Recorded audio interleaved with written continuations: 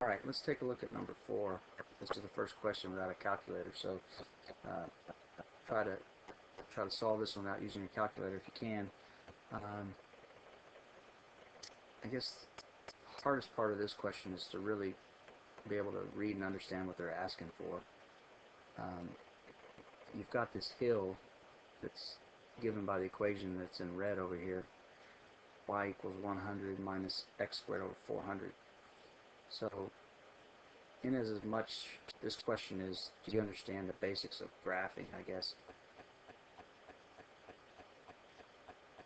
Well, when x equals 0 right here, if you plug in 0 to the equation, you get 100 minus 0 over 400. So at 0, the top of the hill is 100 feet. So, and it tells us that the tower, which is point T, is a 16-foot tower. So we know that we have one point up here at T. T is 116, right? So at 0, the blue line begins at 0, 116. And we have no way of finding this Q, but it is tangent at this one spot right here. And we can choose any variable for this. We'll call this A at point A.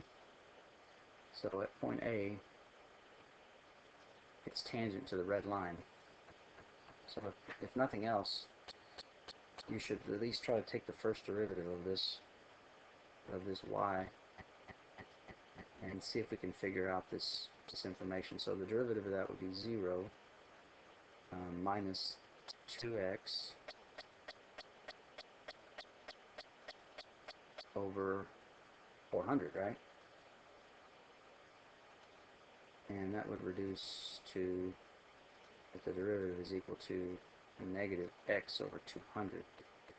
So how do you evaluate this at a if you don't know the value of a?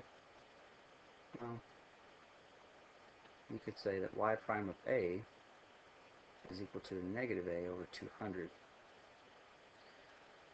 Okay, so that's the slope of that at a, which doesn't really tell us a whole lot.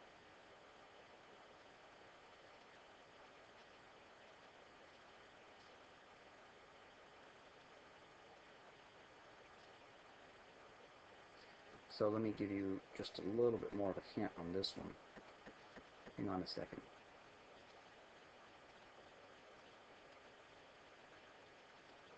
Okay, so what do we know so far? Let me just show you what we know.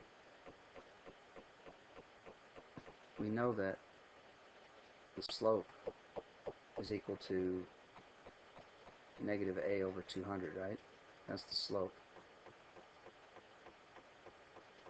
at a. How would you calculate the slope?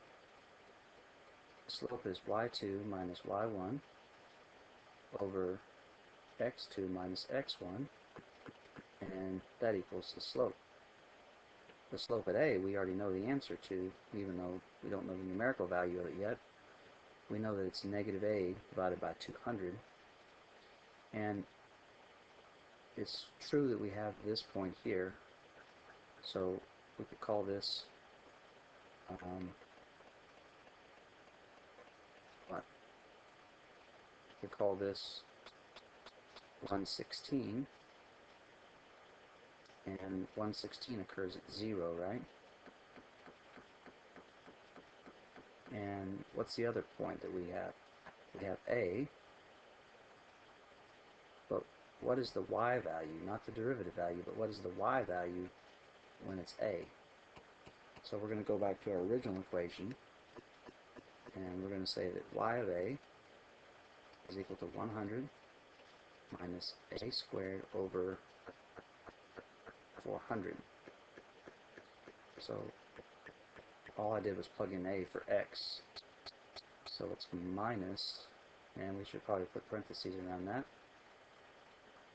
minus 100 minus a squared over 400. and this is the slope, which is equal to negative a over 200. So this becomes a pretty ugly looking algebra problem, doesn't it? Okay, well, let's see if we can just give you another hint or two about this one. We have on the bottom, we have a negative a, we have 116 minus 100, and remember when we distribute that, we get what? Plus a squared over 400. It's equal to negative a over 200. And to solve something, we set it equal to 0, right? So if we cross multiply, do it up here. If we cross multiply, we're multiplying the numerator by this denominator here. And we go from here to here, cross multiply, and we get a positive a squared.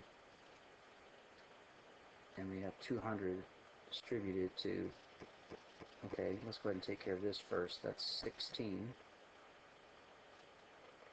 plus a squared over 400. And if we distribute that, we get 2 times 16 is 32, 2 zeros. And when we distribute 200 to this, what happens? We get a squared divided by 2, and that equals to a squared over here, right? Luckily, we don't have an a term, so if we arrange things, we get a squared minus a squared over 2 equals 3200. And if you have 1a squared, and you subtract a half of an a squared, you have a half of an a squared equals 3200. And remember, we're trying to solve for a, so if we multiply both sides by 2, we get 6400 equals a squared. Okay, well, I'll let you pick it up from here, but if you solve for a, that tells us what? That tells us what a is equal to right here, and that's basically the x value. So whatever you get for a, you're going to then write the equation of the blue line. So, you know, the equation of the blue line, you'll have 2 points, and you can just use the point slope formula if you'd like. Alright, so that's a pretty tough problem. And part B says, from the top of the tower, the ground between P and Q is blocked by the hill and cannot be seen. Find the distance between P and Q to the nearest foot.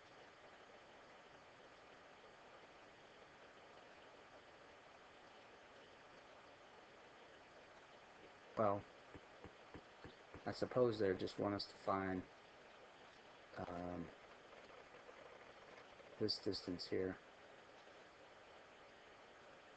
So we're pretty much going to find the x-intercepts of the blue line and the red line and subtract those two.